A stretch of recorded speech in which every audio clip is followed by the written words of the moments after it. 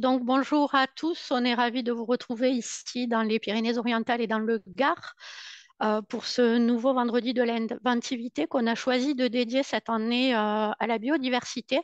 Donc une thématique importante que l'on a souhaité également positionner à cette date-là dans le cadre de la fête de la nature. Alors je vous montre ce que donne la fête de la nature chez nous dans les PO. Avant de commencer, je souhaitais aussi remercier William, Jean-Paul et Fabricio qui ont répondu présents à cette invitation. Ils vont vous faire découvrir tout au long de cette heure leurs initiatives participatives qui contribuent à une meilleure connaissance et à la sensibilisation et à la protection de l'environnement et de la biodiversité dans nos différents territoires, donc le Gard et les PO ici aujourd'hui, mais il y en a certainement beaucoup d'autres ailleurs dans nos départements. À travers ces trois exemples, on va essayer d'apprendre comment on observe, comment on recense, comment on cartographie et comment on documente la nature et l'environnement proche de sa bibliothèque. Euh, Après cette heure, on espère que cela vous aura donné des idées et vous pourrez contacter nos intervenants aujourd'hui si vous avez des questions complémentaires pour tenter l'expérience sur vos structures respectives. Alors, avant de présenter ces trois projets, j'aurais aimé que l'on fasse un petit rappel sur la biodiversité. Bonjour tout le monde. Voilà, la biodiversité, en gros, on considère qu'il y en a trois types. D'abord, la biodiversité génétique. Là, c'est en fait la différence entre les individus d'une même espèce. Là, nous sommes une centaine, et bien, on a tous des têtes différentes, et bien, c'est lié à la biodiversité génétique. C'est ce qu'on appelle souvent l'abondance par rapport à une espèce, le nombre d'individus, en fait. Ensuite, il y a la biodiversité interspécifique. Donc là, c'est, disons que les différentes espèces qu'on peut rencontrer sur un territoire. Donc là, c'est ce qu'on appelle souvent la richesse en biodiversité. À noter que l'évolution, en fait, ne produit pas vraiment des espèces, mais produit des individus. Et ce sont les êtres humains qui, à partir de certaines ressemblances entre les individus, décident de définir ce que sont les espèces. Voilà, souvent on admet que les espèces, c'est un groupe d'individus qui peuvent se- se reproduire entre eux.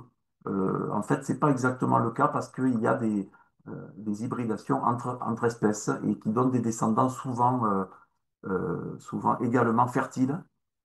C'est pas aussi clair que ça. Mais en gros, en gros, voilà, les espèces, on voit à peu près ce que c'est. Un chat, c'est pas un chien, c'est pas un chameau, c'est pas une abeille. Bon, on voit à peu près de quoi il s'agit. Donc, ça, c'est la diversité interspécifique. Ensuite, il y a la diversité des écosystèmes, biodiversité euh, écosystémique. Donc, tout ça, ça donne, c'est des trucs assez complexes en fait. Et c'est surtout la biodiversité, c'est pas du tout quelque chose de figé, c'est lié à l'évolution et c'est quelque chose c'est un équilibre. Pour que ça fonctionne, il faut que ce soit un équilibre, mais c'est un équilibre dynamique. C'est-à-dire, c'est un peu l'image du vélo. Pour qu'il tienne en équilibre, il faut qu'il avance en fait. Voilà. Nous, quand on va faire, on dit qu'on fait un relevé de biodiversité, ça peut donner l'impression que c'est quelque chose de figé. Puisqu'on va faire, en fait, nous, à notre petit niveau, on va faire un catalogue d'espèces, mais en fait, il faut savoir que ce n'est pas du tout figé, hein. Les espèces, elles ne nous attendent pas, elles n'ont pas besoin de nous pour faire leur vie et pour se déplacer, pour apparaître, disparaître, etc. Voilà, la biodiversité, c'est un peu ces trois gros aspects. Alors nous, on a besoin de la biodiversité. Même les gens qui sont pas très sensibilisés à ça, ben, ils peuvent comprendre qu'on mange de la biodiversité, on s'habille avec la biodiversité, on se soigne avec la biodiversité. Voilà, ah oui, un petit détail, c'est que pour l'instant, on connaît, il y a à peu près 2 millions d'espèces qui ont été décrites, des espèces visibles. Il y en aurait, selon les chiffres, 8 millions, 10 millions, enfin on ne sait pas trop. Donc on est loin de connaître tout ce qui existe au niveau biodiversité sur la planète et surtout l'essentiel de la biodiversité, elle est microbienne en fait. Il y a beaucoup plus d'espèces de bactéries, de virus, etc., d'animaux, disons, ou de plantes que l'on peut voir à l'œil nu. Voilà. Je te remercie, Jean-Paul. Alors, on va commencer avec les deux projets e-naturalistes de William et Jean-Paul, puisqu'il existe beaucoup de sites d'observation et de documentation. Donc, on va commencer par celui-ci. Ensuite, on terminera avec l'exemple de Fabricio, qui lui documente dans l'écosystème de Wikimedia. William, bonjour. Est-ce que tu peux te présenter, présenter ta structure et nous dire pourquoi tu as choisi ce site d'observation-là, s'il te plaît? Oui, bonjour, bonjour tout le monde. Je m'appelle William Gosselin. Je suis responsable de la petite médiathèque de La Salle dans les Cévennes.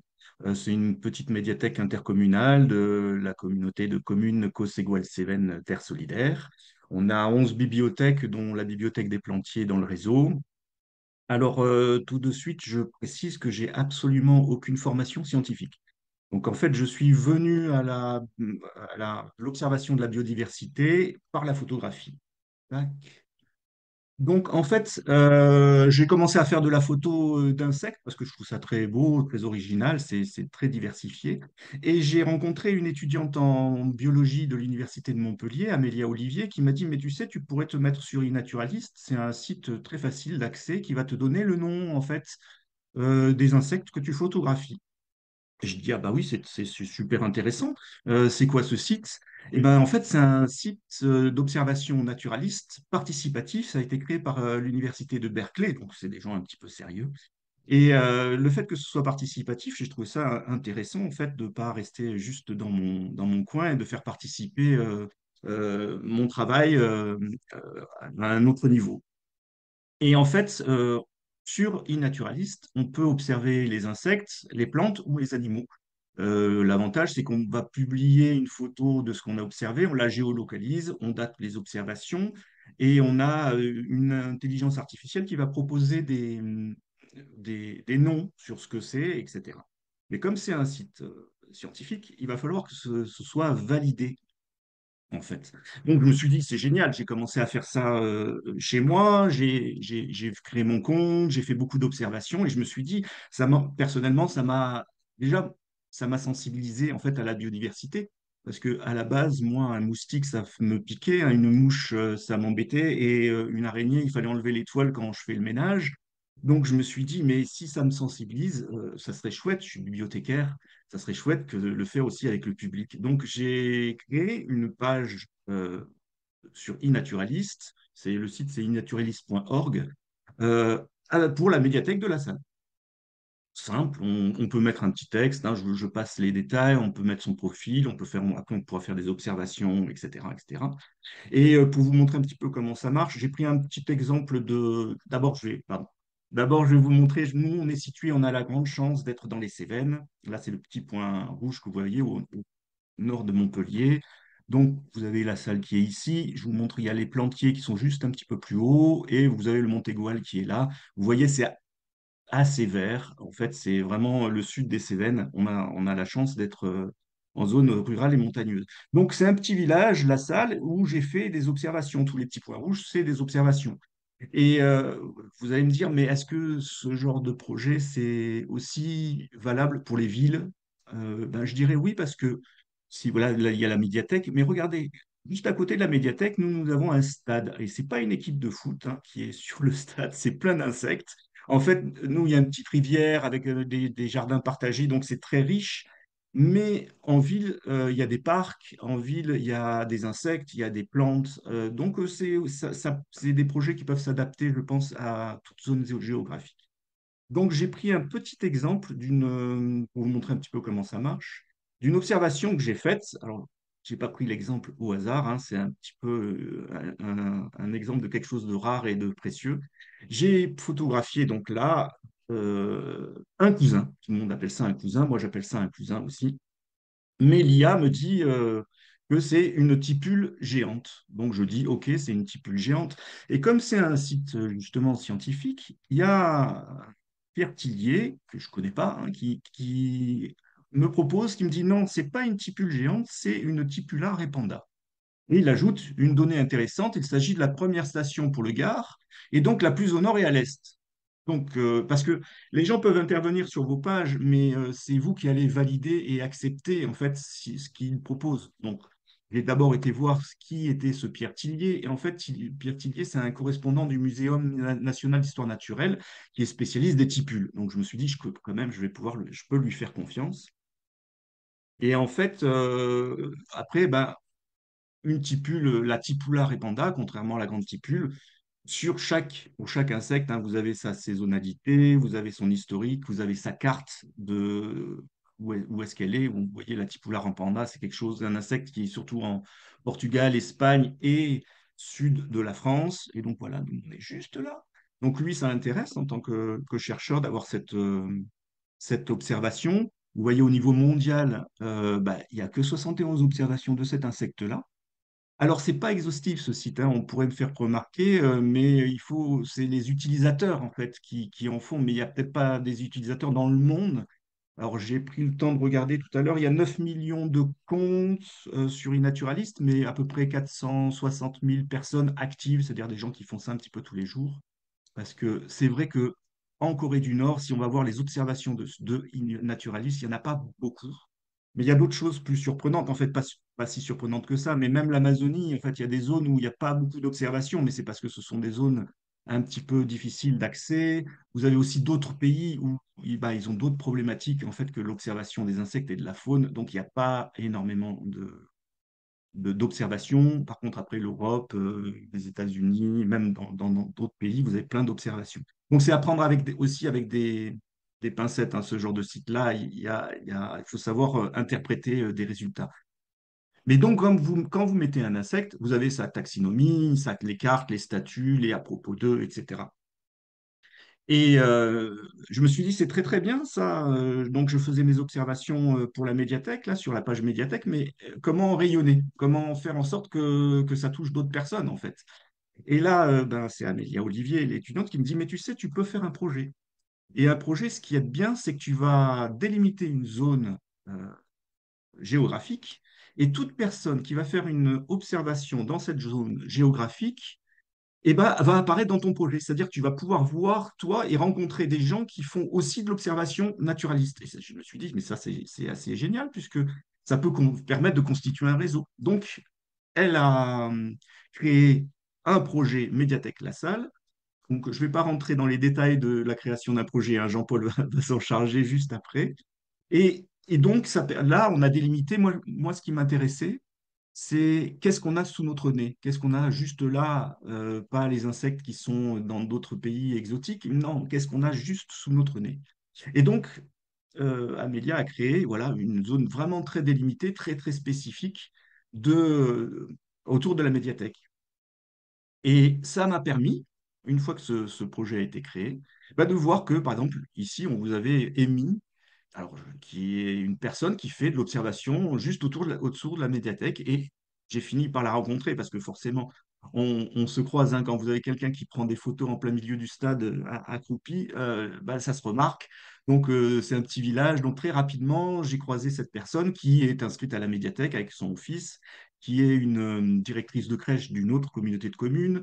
Et donc, avec qui on peut faire des ateliers. J'ai croisé aussi Serena Tchafik, c'est une personne qui vient de s'installer à la salle, qui fait des photos d'oiseaux avec un très grand téléobjectif, mais qui fait aussi des photos d'insectes. Donc, j'ai pu la sensibiliser au site et elle s'est inscrite. Et j'ai d'ailleurs programmé une exposition à l'automne. Donc, vous avez Abédia Olivier, vous avez aussi une stagiaire qui est venue, qui a commencé à faire des observations. Vous avez Perc Notaire, en fait, c'est un ornithologue qui est basé sur le pays viganais, mais qui est venu aussi animer une journée de l'oiseau, donc auquel on a participé. Donc voilà, en fait, ça permet de créer ce site permet de créer du réseau. Ça permet de diffuser de l'information, de faire se rencontrer des personnes, des animations et puis des ateliers. Alors moi, je vais vous donner quelques exemples particuliers d'animation et d'ateliers qu'on a pu faire. Mais après, je sais que vous avez tous de la créativité pour en faire de votre côté. Par exemple, avec l'école, souvent, ce que je fais, c'est que je leur fais des petites vignettes comme ça. Et ce qui permet, avec plus de détails en fait sur l'insecte, mais par exemple là, c'est essaye de prononcer mon nom très vite sans te tromper. Voilà, Agapanthia kiribii. Et puis, vous savez, je suis là, en fait, je suis juste à côté. Tu peux me voir, et ça, je trouve ça très, très intéressant. Ça permet de sensibiliser à ce qu'on a vraiment sous notre nez. Mais j'ai aussi proposé des petites fiches personnages pour une personne qui fait des ateliers d'écriture. Parce que l'araignée lynx à rayures ou le cercope sanguin, les varchas charmantes ou la citoine funeste ou le timar crache sang. Bref, moi je trouve que les insectes, ils sont vraiment des noms qui parlent à l'imagination. Et on peut faire des jeux, hein. Là, j'ai mis quelque chose d'assez simple, hein, le frelon asiatique, frelon européen, qui suis-je? Avec Jean-Paul, on avait commencé à travailler sur un jeu de pistes et jeu de cartes pour différencier les insectes. On est en train de le peaufiner pour l'école. Et voilà, en fait, il y a mille manières de sensibiliser sur la biodiversité, mais je trouve que iNaturalist, c'est un super outil, il est facile et en plus de ça, il est gratuit. Voilà, permet de faire avancer plein de choses. Euh, voilà. La punaise verte ponctuée vous remercie. Et je vous dis à bientôt sur iNaturalist. Je précise, en fait, cette petite punaise verte là, et ben en fait, c'est les punaises vertes, toutes vertes, là, où on dit, ah, si on les écrase, elles sentent très mauvais. Mais quand elles sont petites, elles sont toutes colorées comme ça. Voilà, j'ai terminé ma présentation. Je vais laisser la parole à Jean-Paul qui va vous rentrer plus dans les détails sur la sur les projets. Merci. Merci William. Donc oui, Jean-Paul, tu vas nous faire un petit topo sur comment on crée un projet dans iNaturalist, un ou plusieurs projets d'ailleurs. Oui, donc là, je vais essayer de partager, voilà, mon écran. Normalement, ça doit apparaître. Voilà. Donc, voilà. Donc, moi, je suis à la bibliothèque des Plantiers, à une trentaine de kilomètres de chez William. Et donc, c'est lui qui m'a parlé en premier de ce site. Nous, on avait commencé à faire un peu, on voulait travailler sur la flore de la commune des Plantiers. Et puis, quand il m'a parlé de ce lieu, de ce site, on est allé voir et puis on s'est dit, ah, mais oui, c'est super intéressant. Et puis, on pourrait essayer d'élargir à la biodiversité. Donc, on a ensuite élargi aux insectes, etc. Donc, ce que je vais vous présenter, donc il y aura trois petites parties. Une partie méthodologie qui sera en fait le plus gros de mon exposé et surtout la création d'un projet. Je vais vous présenter très vite juste nos quelques petits résultats globaux en fait. Et puis des perspectives qui pourraient aussi vous intéresser si jamais vous aviez envie de vous lancer là-dedans. Au niveau méthodologie, eh bien, comme vous l'a dit William, hein, c'est à partir de photos. Donc, il y a une petite différence à ce qu'on fait entre quand on travaille sur les animaux et les champignons ou quand on travaille sur les végétaux. En fait, on fait dans tous les cas des sorties, en gros de octobre, d'avril à octobre. On fait des photos, on stocke nos photos dans l'ordinateur et pendant l'hiver, on travaille les photos et on les dépose sur iNaturalist, comme a présenté William. Pour ce qui est des plantes, en fait, il y a une petite différence, c'est que euh, à part de collectionner les photos, de les stocker et de les travailler à la mauvaise saison, en fait, on fait l'identification non pas sur iNaturalist, mais sur PlanteNet. C'est une application alors qui existe aussi sur smartphone, mais sur ordinateur, c'est pratique parce qu'on peut identifier les plantes à partir de quatre photos différentes, donc c'est plus précis que une photo, parce que iNaturalist fonctionne avec une photo. Alors, ça arrive souvent que iNaturalist trouve la même chose que PlanteNet, mais on a considéré que PlanteNet était un peu plus précis, donc on met ce qu'on trouve dans PlanteNet comme identification. Alors, voilà, alors je vais vous présenter comment on fait un projet. Vous avez vu, William, il avait une zone géographique autour de sa médiathèque, donc je vais vous présenter comment on fait pour faire ça. Alors, il y a deux aspects. Il y a d'abord, il faut délimiter la zone géographique qu'on veut étudier. Ça, c'est le premier point. Et le deuxième point, créer le projet à proprement parler. Alors, concernant le lieu, eh bien, il faut d'abord vérifier que le lieu n'existe pas. si vous allez dans iNaturalist et que vous regardiez si tel lieu existe, il est possible qu'il existe déjà. Par exemple, si vous tapez la ville de Toulouse, il est possible que quelqu'un ait déjà délimité la ville de Toulouse dans iNaturalist. Donc, c'est même pas la peine de le refaire, bien sûr. Alors, pour cela, quand on est dans iNaturalist, vous avez un menu ici en haut et vous avez plus ici. Donc, si vous cliquez sur plus, dans le menu déroulant, vous avez notamment lieu. Donc, en cliquant sur lieu, vous avez une map monde qui apparaît.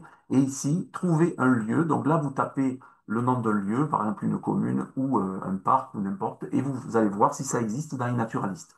Alors, j'ai pris l'exemple, quelque chose qui ressemble un peu à ce qu'a fait William autour de sa médiathèque. J'ai pris le cas d'un parc dans notre village qui s'appelle le Jardin Guillaume. Donc, si je tape le Jardin Guillaume ici, eh bien, il n'y a aucun lieu correspondant, vous voyez. Donc, ce qui fait que ce lieu n'existe pas, je vais devoir le créer. Pour le créer, il faut qu'on aille sur Google Earth. Alors, donc vous allez dans Google Earth et vous lancez l'application et vous rentrez le nom de votre localité de manière à aller dans une zone, dans la zone concernée. Alors, bon, ici, moi j'ai différents projets, mais vous n'en aurez pas, bien sûr, enfin, a priori. Et vous allez, une fois que vous avez tapé le nom de votre village, vous allez lancer un nouveau projet dans Google Earth. Donc, vous allez devoir nommer, par exemple, le jardin Guillaume. Vous allez voilà, zoomer sur la zone du village qui vous intéresse. Alors, vous voyez ici, il y a Mairie des Plantiers. Et le parc, en fait, le jardin Guillaume, c'est tout le parc qui est derrière. Donc, je vais essayer de délimiter ce parc. Alors, pour cela, vous voyez, il y a une icône en haut, là, ce sont des points reliés par des petits traits. C'est un peu comme des piquets avec du grillage. Et on va délimiter la zone qui nous intéresse avec ça. On va faire un peu comme des géomètres. Donc, je vais vous faire voir ce que ça donne. Donc, grâce à cette icône, eh bien, on peut cliquer à différents endroits et peu à peu placer des piquets pour contourner le terrain. Une fois que ce terrain une fois que que tous les points se sont rejoints, en fait, ça définit une zone un peu légèrement grisée. Et sur la droite, vous allez avoir tout un tas d'informations concernant ce polygone, en fait. Si vous regardez, vous pouvez même avoir le périmètre, la surface de votre zone, etc. Donc ensuite, vous avez en bas de ces informations, vous allez sauver ce, ce polygone, hein, une fois que vous êtes en accord avec ce que vous voyez à l'écran. Quand vous sauvez, vous allez pouvoir avoir sur le côté gauche différentes choses, et notamment, vous voyez ici, exporter comme fichier KML. Donc c'est ça qu'il va falloir faire.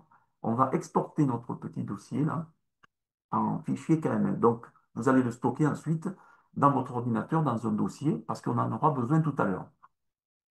OK? Et une fois qu'on fait ça, on va pouvoir sortir de Google Earth. On aura fini le travail dans Google Earth puisqu'on aura créé le fichier KML.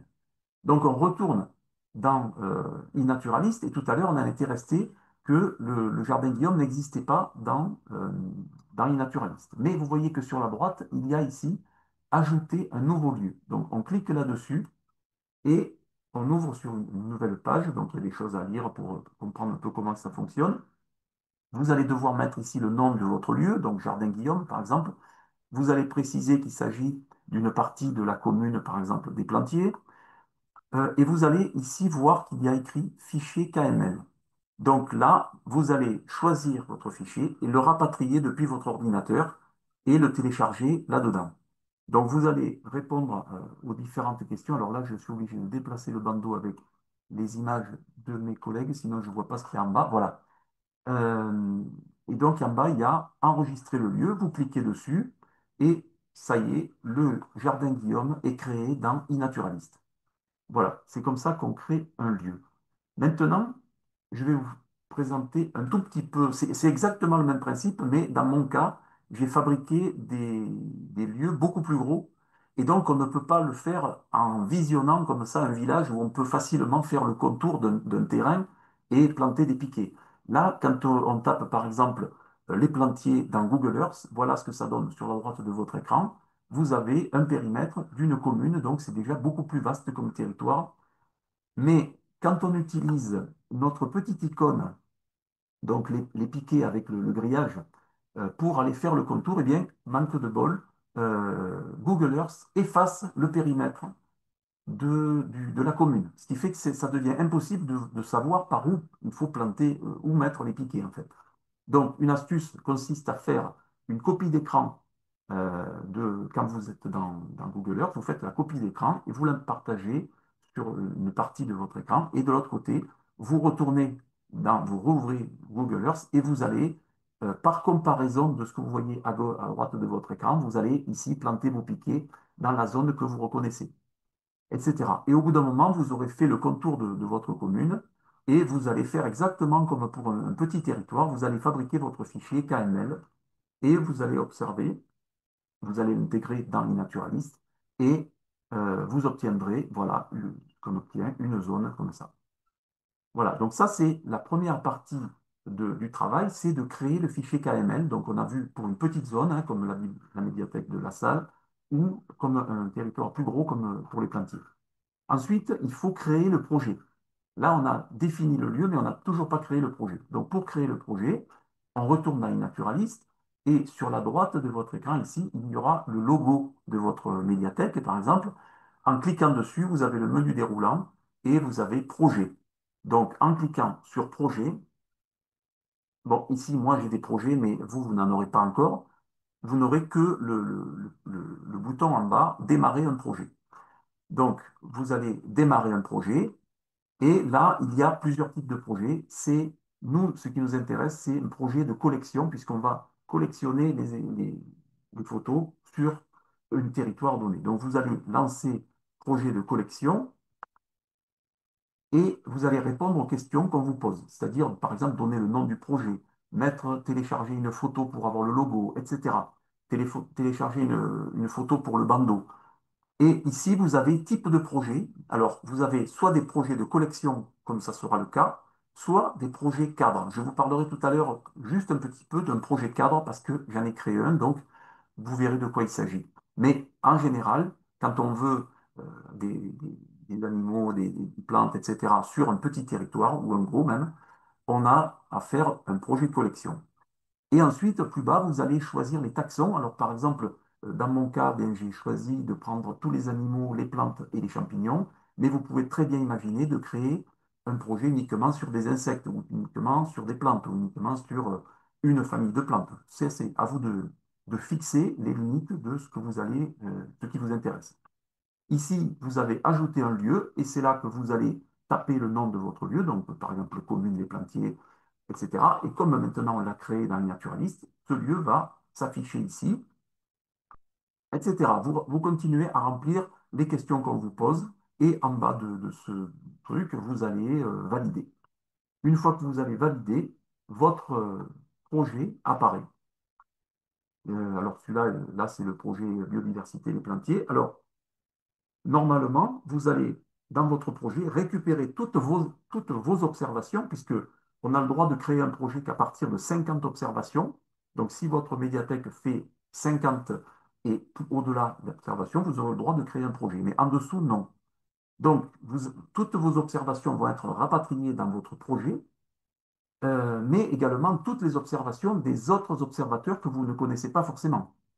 Donc, par exemple, sur la commune des Plantiers, j'ai remarqué qu'il y avait 45 observateurs. Ça peut être des gens qui habitent aux Plantiers et qui font des observations, et ça peut être également des vacanciers qui viennent, qui rentrent chez eux, qui mettent des photos avec des points GPS et qui tout à coup, eh bien, vous fournissent des observations sans qu'ils le sachent et sans que vous les connaissiez forcément. Voilà. Alors, un petit détail, c'est que quand vous avez créé votre dossier, votre projet, en fait, il vous faut attendre 24 heures pour que les observations soient rapatriées. Tout de suite, vous ne verrez pas d'observation dans votre projet, ne vous inquiétez pas, c'est normal. Voilà, alors moi, j'ai fait plus qu'un projet, en fait, j'en ai fait 5. Donc, vous voyez, on a 5 communes voisines qui constituent une vallée qui s'appelle la vallée Borne. Donc, j'ai créé des cartes pour les 5 communes et des projets biodiversité pour chacune de ces communes. Et ensuite, j'ai créé un projet cadre. Voilà, je vous avais dit tout à l'heure que on créait des projets de collection et que je vous parlerai du projet cadre. Eh bien, c'est ça, un projet cadre. C'est un projet qui n'a pas de carte. Je n'ai pas fait une carte de la vallée Borgne. mais le projet cadre va recenser toutes les observations faites dans les 5 autres projets. Voilà, c'est ça un projet cadre. Donc voilà comment ça apparaît, hein. Quand je vais sur ma feuille projet au niveau de la bibliothèque, eh bien, j'ai les 5 projets correspondant à des communes et un projet cadre correspondant à la biodiversité de la vallée Borne. Voilà, alors maintenant je vais vous montrer juste très très rapidement. Alors ici vous avez en bleu les observations qui ont été validées par la communauté scientifique sur toute la vallée Borgne. On a eu environ, pour l'instant, hein, au début mai, on était à peu près à 1000 observations d'espèces, 1000 espèces différentes sur la vallée Borgne, et on en a à peu près 700 qui ont été validées par la communauté scientifique. Donc, c'est ce que j'ai remontré mis là sur le diagramme. Et ici, c'est ce qui est validé dans le parc national des Cévennes, le parc naturel des Cévennes. Ils ont à peu près 6600 espèces. Alors, le parc fait environ 3000 km² et la vallée Borgne 120 km².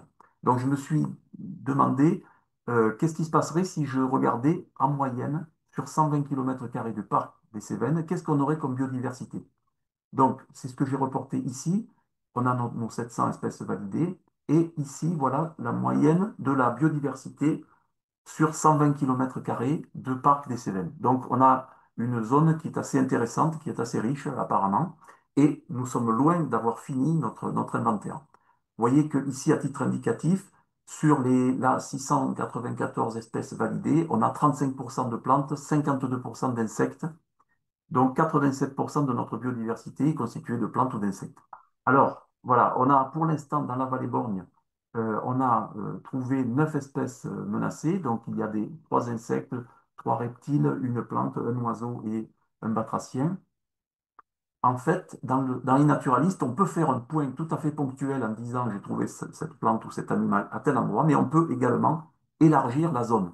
C'est-à-dire qu'on peut faire, c'est le cas, ça a été le cas pour certains crustacés notamment, qu'on a sur une autre commune, hein, pas sur les plantiers, mais sur une autre commune, on les a localisés en fait sur l'ensemble de la commune. On peut faire un point de la taille qu'on veut. Et on n'est pas obligé de localiser précisément. Il suffit qu'on dise qu'on le trouve sur cette commune, mais pas l'endroit. Notamment si on a affaire à des oiseaux qui vont nicher, c'est pas bien d'indiquer que telle espèce niche à tel endroit dans tel arbre en face de la mairie ou en face de ceci, cela. C'est quand même vraiment, c'est pas un bon service à leur rendre. Donc, mais ça, on peut faire ça dans les naturalistes. Et Voilà. quelles sont les perspectives de ce projet maintenant? Oui, alors justement, voilà. Alors, pour l'instant, on a surtout travaillé entre nous et on n'a pas tellement communiqué. Donc, cette conférence ben, permet de communiquer un peu. On va d'abord poursuivre notre inventaire puisqu'on a vu qu'on avait une richesse importante sur la vallée Borgne. Et on va s'intéresser aux espèces protégées notamment, également peut-être aux plantes médicinales. Ça permettrait d'avoir un levier pour faire connaître le projet. Le fait de s'intéresser aux espèces protégées, ça permettra peut-être qu'on travaille un peu avec le parc des Cévennes qui voudra peut-être nous donner quelques tuyaux. On veut faire connaître donc notre projet. Pour cela, on va présenter au conseil municipal. On va créer un Facebook, on va mettre un lien avec la mairie, on va faire une expo photo, on a pas mal d'idées, on va peut-être aussi organiser des conférences avec des scientifiques. Et on aimerait étendre alors, le partenariat, on l'a commencé à l'étendre avec l'école, mais on aimerait intensifier cela. Et on a également ouvert un autre atelier comparable dans une autre commune de la vallée. Voilà, donc là, juste, je vous présente les collègues. Nous sommes 5 maintenant, on était 4, il y a une nouvelle personne qui est venue récemment. Ici, il y a quelques phrases qu'ils ont indiquées, enfin, qui indiquent pourquoi ils s'intéressent cet atelier, qu'est-ce que c'est qui les motive là-dedans. Et je vous laisse ici l'adresse de la bibliothèque, parce que si vous voulez monter un projet comme ça, n'hésitez pas à me contacter, il n'y a aucun souci, je vous donnerai des tuyaux, je peux vous aider à monter, à faire la carte si vous avez un souci, etc. Donc n'hésitez pas à me recontacter. Voilà, j'ai présenté ce que je voulais à peu près. Merci beaucoup, Jean-Paul, pour cette présentation qui est vraiment très précise. Là, vous n'avez plus d'excuses de vous dire c'est trop compliqué, on ne va pas y arriver, c'est pas la peine de se lancer. C'est un pas à pas qui sera très utile à chacun. Euh, On va passer maintenant à l'expérience proposée par Fabricio Cardenas de la médiathèque de Canet en Roussillon dans les Pyrénées-Orientales, qui lui travaille dans l'écosystème Wikimedia. Bonjour Fabricio et merci de ta présence. Est-ce que tu peux Bonjour. te présenter ta structure et même Punition, présenter par la suite le projet que tu mènes sur ton territoire? Alors bonjour à tous, je suis Fabricio Cardenas, je suis responsable de la médiathèque de Canet-Roussillon depuis bientôt 20 ans. C'est une petite médiathèque, hein, on est quatre à travailler dedans, mais c'est vrai que la commune de Canet, elle présente du point de vue biodiversité, on va dire l'intérêt qu'on est voilà, à la rencontre entre la mer, il y a des étangs, la campagne est derrière, et puis pas loin la montagne. Voilà, de toute façon, toutes les Pyrénées-Orientales, c'est un peu un hotspot de de la biodiversité, on peut dire. Voilà. Moi-même, je ne suis pas scientifique, mais j'ai, on va dire, un parcours, on va dire, proche des scientifiques. J'ai toujours été entouré des scientifiques. Je me suis beaucoup intéressé aux insectes à une époque, et aujourd'hui sur Wikipédia et les autres projets dont je vais parler, je m'occupe principalement donc, des insectes, des éponges, puisque mon frère, un de mes frères est un spécialiste mondial des éponges, spongiologue, on appelle ça. Et voilà, je m'occupe aussi beaucoup de botanique. Donc voilà, étant curieux, bah, petit à petit, même sans être scientifique au départ, on se fait sa culture générale dans ce domaine. Voilà. Concernant Wikipédia, donc là, ce que je vais montrer, c'est que ben, je suis investi dans les projets Wikimedia, dont Wikipédia, depuis une quinzaine d'années aujourd'hui. Je suis devenu un des plus gros contributeurs dans le monde et je suis aujourd'hui un des administrateurs de Wikipédia en français. Et donc, du coup, on va dire que depuis des années, dans la bibliothèque, je me suis dit que l'accès au savoir et via ces projets, enfin, c'était une bonne manière de partager ça avec le public, et notamment dans la manière de leur montrer comment se construit le savoir. Voilà.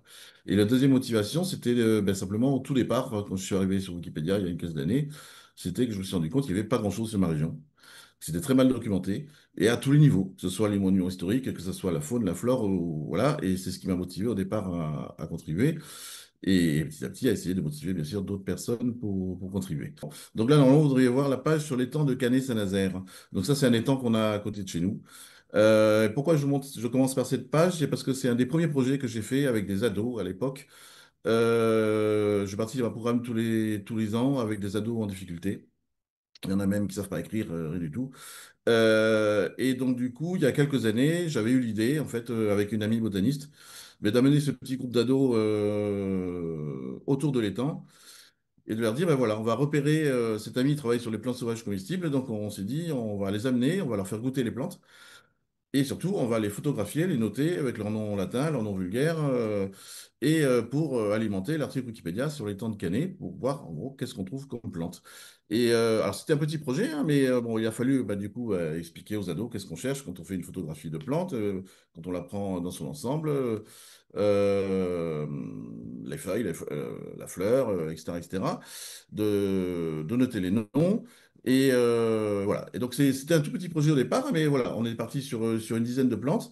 Ça a été l'occasion, voilà, pour eux de découvrir bah, que c'est la différence entre un nom latin, un nom vulgaire, pourquoi ça fonctionne comme ça, voilà, les classifications, et surtout voilà, de faire énormément de photos, et, y compris bah, notamment avec ceux qui ne savaient pas écrire.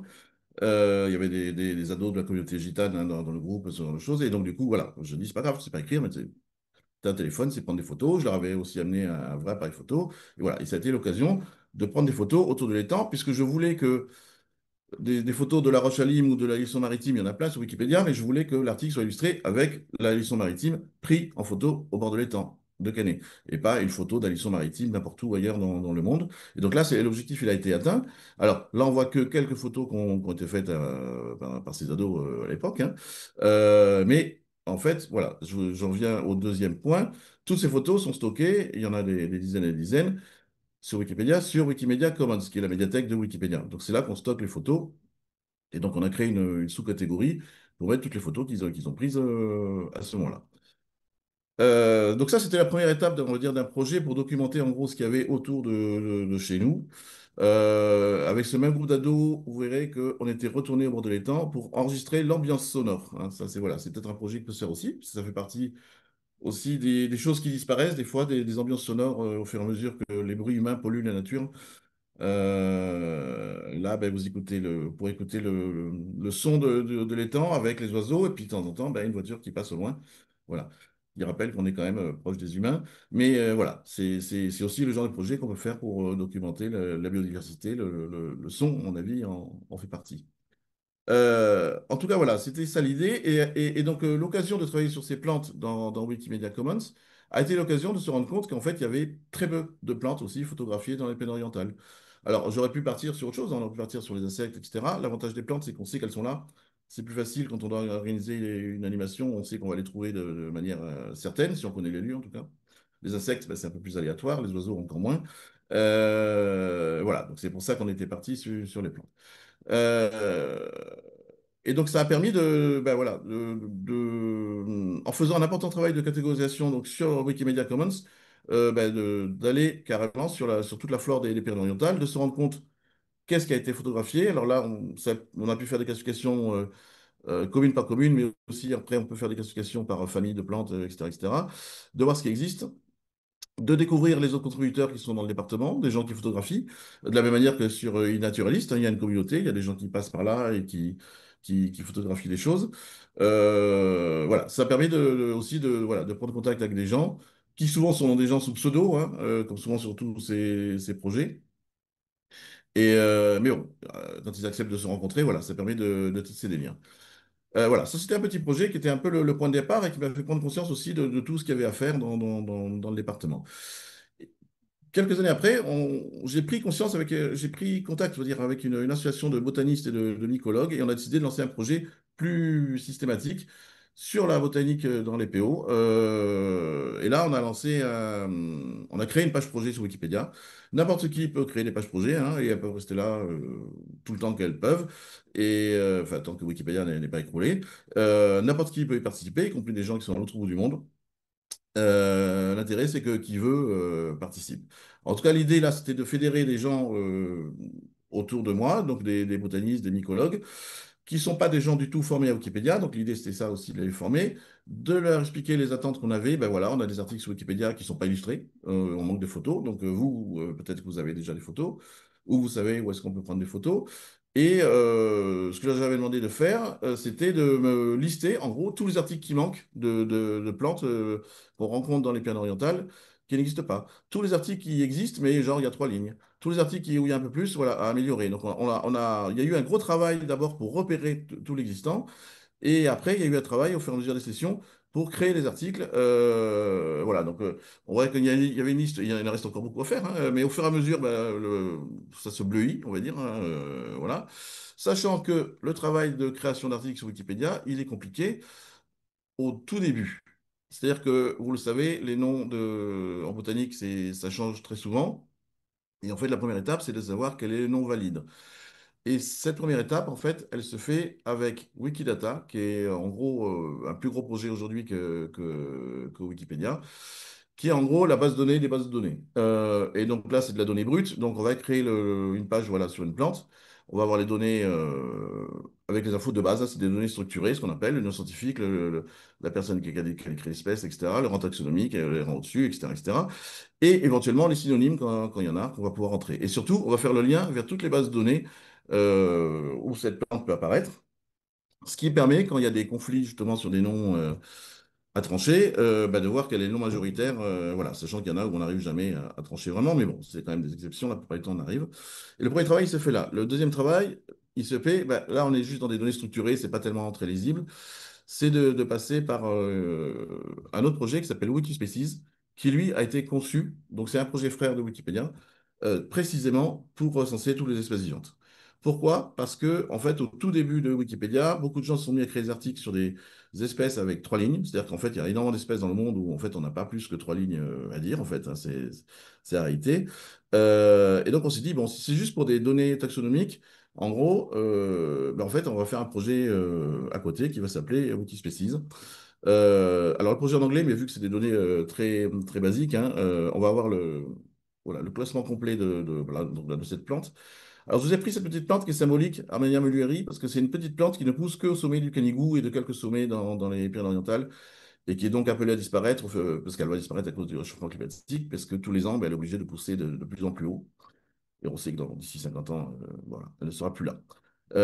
Donc voilà, on a créé, c'est un des premiers articles qu'on a créé, parce que justement, on s'est rendu compte que cette plante qui existe chez nous, elle est condamnée, et donc quelque part, voilà, il fallait assurer sa mémoire. On a retrouvé la description quelque part en ligne. Voilà, donc ça, c'est les données taxonomiques. Une fois que tout ça est fixé, qu'on est sûr de ce qu'on a, à ce moment-là, on peut dire, voilà, on va créer éventuellement l'article Wikipédia sur la plante, où là, on va pouvoir développer un peu plus. On va mettre la description, l'habitat, etc., des photos, voilà. Et c'est là, pareil, encore une fois, qu'on se rend compte qu'il y a d'autres gens qui sont passés par là, qui ont photographié, qu'on essaye de contacter, et petit à petit, voilà, la communauté s'est grandie. En tout cas, ce que je veux dire, c'est que on est sur des données un peu similaires, hein, sur des fonctionnements un peu similaires sur des communautés que naturalistes. Il y a un point quand même que je vois de différence. C'est, bon, d'un côté, c'est que n'importe qui peut créer des projets à volonté, c'est totalement libre. Mais après, il se pose aussi, et ça sera vérifié, sur la question sur les problèmes des licences et notamment des images. Puisque je sais qu'un des gros une grosse part du travail sur Wikipédia et sur Wikicommons, ça a été de trouver des images libres de droit, et y compris donc sous licence et ça. Donc ça veut dire réutilisable, y compris pour un usage commercial, ce qui n'est pas toujours le cas de iNaturalist. Ce qui fait que souvent, il y a des images sur iNaturalist qu'on ne peut pas réutiliser sur Wikipédia. Et c'est ce qui fait que des fois, il n'y a pas d'images, il y a plein d'articles qui ne sont pas illustrés. Voilà. La dernière chose que je voulais montrer, en fait, c'est un projet qui est en préparation. Là, c'est sur un jeu de piste. Donc, puisque tous les ans, pour les Journées du patrimoine, on fait des jeux de piste. Et donc là, ce que je vous montre, hein, vous pouvez aller dans Wikipédia. Vous avez. Donc, c'était. Pardon, j'ai perdu la Canet-Roussillon. Donc, on est sur un jeu de piste qui, tous les ans, se fait sur un quartier différent de la ville. Et l'année prochaine, le jeu de piste, enfin pour les prochaines journées du patrimoine, va se faire sur l'arboretum de Canet-Roussillon. On a un arboretum avec une super collection, voilà, d'arbres rares, de plantes en tout genre, et aussi de fruitiers, je crois qu'on a tous les cépages du Languedoc-Roussillon. Donc là, l'idée, c'est de lancer un jeu de piste, de faire travailler les gens pour moi, entre guillemets. C'est-à-dire qu'on va leur demander d'aller photographier toutes les espèces qu'il y a dans cet arboretum, et de les téléverser sur Wikicommons de manière à pouvoir faire une carte des cartes de toutes les photos prises, et les catégoriser, et à ce moment-là de se rendre compte de ce qu'on a. Des cartes, on peut faire des cartes géolocalisées, hein, ça c'est très facile à faire. Et donc là, je vous donne l'exemple avec un quartier. Donc là, c'est pour montrer les photos d'un quartier, c'est pas du tout les photos de plantes, mais ce sera la même chose qui va se faire cet été. Voilà. Et là, on sait tout ce qui a été photographié dans le quartier par les gens. Donc là, c'est dans le quartier du village à Canet. On peut faire la même chose avec, voilà, avec les plantes, comme on va le faire pour l'arboretum, là, au mois de septembre. Voilà, donc le temps est un peu court, mais je pense que j'ai pu à peu près expliquer rapidement. Bien sûr, si vous voulez me trouver, voilà, dernière chose que j'ai pas dite, si vous voulez me trouver, je suis sur Wikipédia sous le nom de Culex, qui est le nom de principale espèce de moustique qu'on a en France. Vous pouvez voir là que je suis un contributeur, administrateur, etc. Vous pouvez me contacter par la page de discussion ou me contacter directement. Je pense que Sylvie va donner mes coordonnées à la bibliothèque, mais c'est possible de me contacter aussi via Wikipédia. La seule chose que je demande, c'est de jamais mettre mon vrai nom sur Wikipédia, parce qu'en tant qu'administrateur, on reçoit énormément de menaces, y compris des menaces de mort au quotidien. Donc voilà, je demande juste de ne pas faire le mélange. Voilà. Je pense que j'ai à peu près tout dit. Merci beaucoup, Fabricio, pour cet exemple très concret et très précis. Donc la première question, c'est deux applis existent. Est-ce iNaturalist ou iNaturalist classique qu'il faudra? En fait, moi, je connais que iNaturalist. Je ne connais pas l'autre classique ou pas classique. Je ne sais pas, William. Non, pareil, je connais que iNaturalist. Je ne sais pas ce que c'est l'autre site. Chiara Berger de Saint-Cyr-sur-Mer s'interroge, est-ce qu'un projet a une échéance ou les contributeurs peuvent-ils continuer à le compléter? A priori, si on n'a pas précisé dans la constitution du projet des limites, il peut être prolongé tant qu'on veut. Par Et contre, du coup, il y a oui, quelque chose qui est intéressant par rapport aux dates, c'est que dans iNaturalist, on peut aller chercher des filtres. Et même si on a un projet sur toute la biodiversité, on peut demander à ne faire apparaître à un moment donné que les insectes ou que les araignées, ou etc. Et pareil, on peut demander à faire apparaître que les espèces qui ont été photographiées entre telle date et telle date. Donc, on peut Mm. avoir des images, une idée de ce qu'on a photographié telle année, telle année, telle année, ou tel mois, ou ceci, cela. Mais a Euh, priori, tant que ça continue, on peut continuer le projet. Chiara demande aussi si les contributeurs doivent trouver le projet avant de le compléter ou s'ils sont sur la zone, est-ce que l'appli le propose directement? Ça se Euh, fait en- directement, en fait. ouais. En fait, Et, dès que qu'un observateur sur iNaturalist va photographier dans une zone où il y a un projet, le iNaturalist va le mettre dans le projet, la personne va s'apercevoir que son observation est rentrée dans un projet. et depuis quand vous êtes sur le projet, Jean-Paul? Alors moi, je crois que ça fait 2 ans, ça va faire 2 ans. Avant, on Oui, travaillait hors projet, et ça fait Voilà. moi, 2 ans. 2 ans et demi, 2 ans et demi. Oui, non, c'était parce que comme enfin, on voit qu'il y a quand même de la matière et qu'il y a une vrai résultat, voilà, c'était pour avoir un peu l'échelle du projet. Alors, il y a Alice de Cabestany qui demande sur e-Naturalist, est-ce que les photos sont obligatoires pour contribuer à des observations? Pas forcément. On peut également faire des enregistrements de sons pour les oiseaux, par exemple. Alors, Manon Bonnet, donc un risque dans le Gers, est-ce que SEEK et SEEK est bien l'application de e-Naturalist à partir de SEEK? Est-ce qu'on peut se rattacher au projet? En fait, Seek, c'est une application sur smartphone qui permet d'identifier des plantes, un peu comme PlanteNet aussi. Mais donc, et Seek, effectivement, je crois bien que c'est une application en lien avec iNaturalist. Mais c'est pas parce qu'on va identifier une plante sur Seek qu'elle va automatiquement partir être déposée. Il faut faire un effort pour la déposer dans iNaturalist. C'est deux choses différentes en fait. Enfin, il me semble. En tout cas, le peu que je connais Seek, c'est. Et dernière question de Paisy à la Rivière. Question financement. Les différents projets présentés ont-ils monté des demandes de subventions pour être développés? Formation de bibliothécaires, achat de matériel?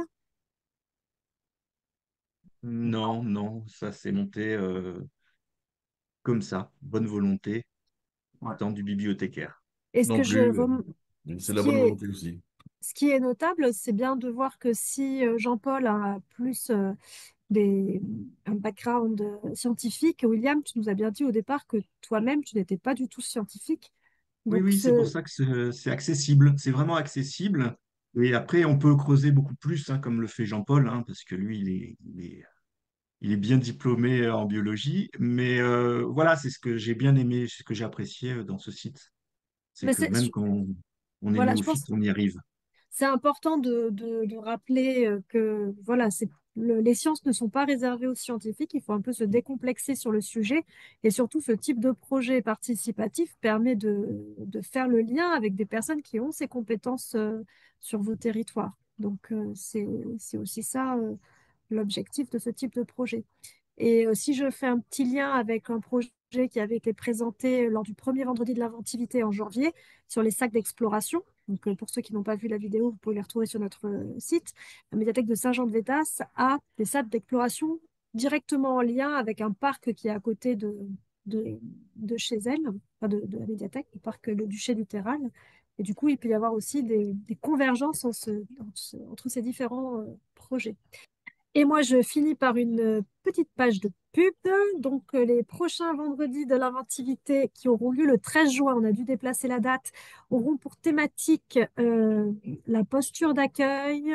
euh, voilà, c'est accueillir sans jugement. On aura 3 retours d'expérience, un sur la médiation animale, un sur des équipes de bibliothécaires euh, atypiques et un autre sur la politique d'accessibilité qui a été mise en place à la médiathèque du Grand Narbonne. Donc, 3 rencontres inspirantes pour le 13 juin qui seront en écho avec la grande journée professionnelle que nous organisons avec l'Espace Média Grand Narbonne le 26 juin. Et là, je vous invite à regarder le programme parce que, bon, évidemment, j'ai un petit biais dans mon évaluation de cette journée-là, étant donné que je l'ai quand même grandement co-construite, mais c'est vraiment une journée qui est très très intéressante et pour lesquelles il ne reste qu'une vingtaine de places. On arrive bientôt à la jauge.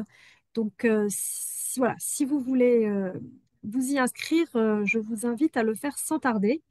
Et dernier point, là encore, si vous avez des idées inventives, créatives, inspirantes, écrivez-nous. Dites-le à vos bibliothèques départementales ou à moi pour qu'on puisse vous contacter pour prévoir 2026.